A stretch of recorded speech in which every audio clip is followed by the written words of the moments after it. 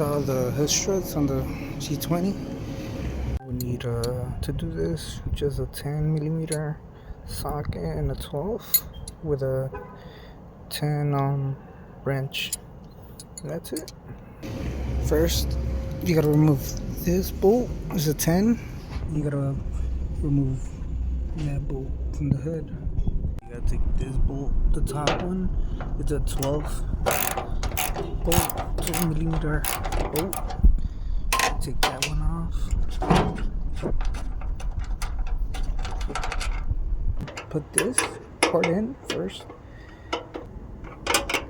Not over tighten, just snug. So you can put the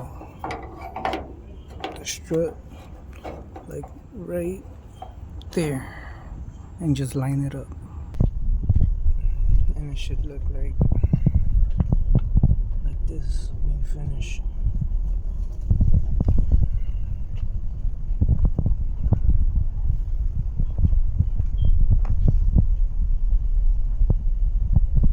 And you could take it off.